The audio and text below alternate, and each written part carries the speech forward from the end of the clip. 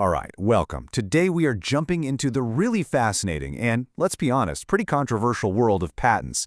It's this whole global system that's designed to protect ideas, to push innovation forward, and to reward inventors. And it's a system that touches pretty much everything from the phone in your hand to the medicines in your cabinet.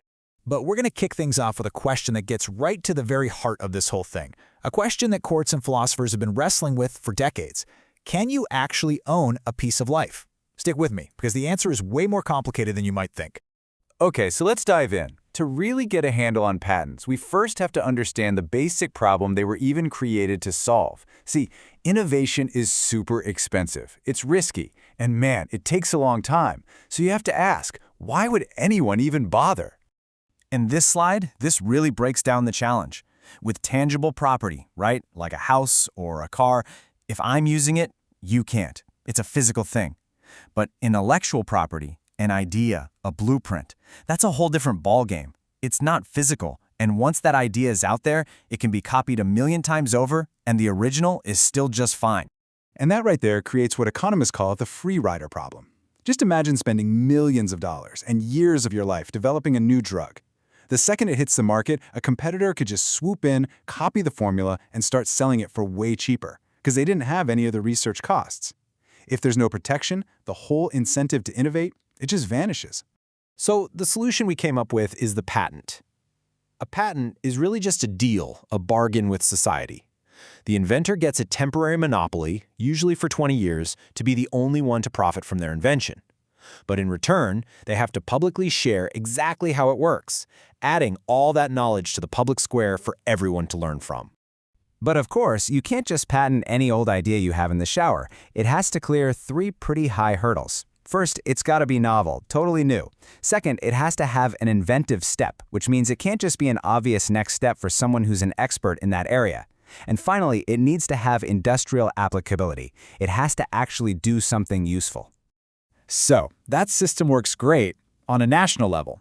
But as we all know, we live in a global world. An invention made in one country can be copied in another in a heartbeat. So it was only a matter of time before the patent system had to go global too. Now, this global system didn't just pop up overnight. It was built piece by piece over more than 100 years. It all started way back in 1883 with the Paris Convention, which laid down the first basic rules. Then you fast forward to 1970, and the Patent Cooperation Treaty comes along to make filing in different countries a lot easier. But the real game changer, the one that created the modern system, was the 1994 TRIPS Agreement. That set real enforceable standards for every single member of the World Trade Organization. Yeah, and this table really lays it all out. The Paris Convention was all about getting countries to cooperate, but the TRIPS Agreement, that was about trade and putting some muscle behind the rules. It made that 20-year patent term a global standard and gave the World Trade Organization the power to step in and settle fights. It gave the system some real teeth. Okay, so we've got this robust global system, and it's designed for things like engines and chemicals and widgets. But what happens when you ask that same system to deal with life itself? Well, this is where things get incredibly complicated. The first huge test came back in 1980 in a case called Diamond versus Chakrabarty. So a scientist had engineered a new kind of bacterium that could literally eat oil spills. The Supreme Court decided that because it was man-made, it was patentable. And that decision, it basically blew the doors wide open for patenting biotechnology. But if you can patent a modified microbe, what about something a little more fundamental? What about our own genes? That was the exact question at the heart of a huge case in 2013 involving Myriad Genetics, a company that had actually patented 2 human genes, BRCA1 and BRCA2, which are linked to a higher risk of breast and ovarian cancer. The entire case, literally the whole thing, boiled down to this one simple but incredibly powerful question. Myriad argued, hey, we isolated these genes from the body, so we invented something new. But their opponents said, no way, you just found something that was already there in nature. So what the Supreme Court did was draw a very, very fine line. They ruled that naturally occurring DNA, the stuff in our bodies, is a product of nature. You can't patent it. Just finding it doesn't make you an inventor. But they also said that synthetic, lab-created DNA, that's called cDNA, is patentable because that molecule doesn't exist out in the wild.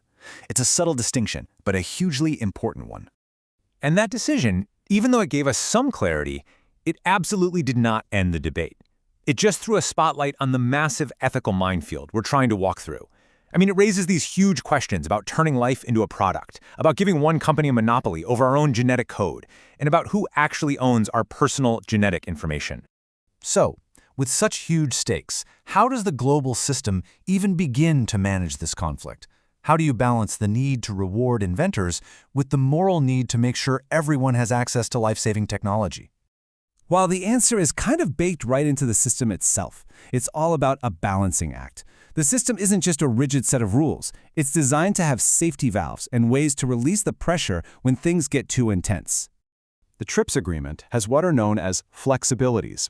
And no, these aren't loopholes. They're intentionally built-in options that let countries adapt the rules. For example, as you can see here, countries have wiggle room in how they write the rules into their own national laws. They can set their own standards for things like exceptions for scientific research, and they can design their own enforcement systems, all so they can meet their own specific public health needs.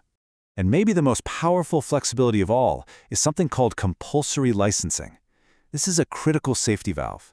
It lets a government, in a situation like a national health crisis, authorize another company to produce a patented medicine, even without the patent holder's permission. It is a powerful tool designed to make sure that, in an emergency, profits never ever stand in the way of saving lives. And this brings us right to the edge of tomorrow. With technologies like AI that can actually invent things on its own, and CRISPR that can literally rewrite the code of life, that line between what we discover and what we invent is getting blurrier every single day. The patent paradox isn't just some abstract legal puzzle. It's a fundamental question we all have to keep asking. How are we going to decide who owns the future?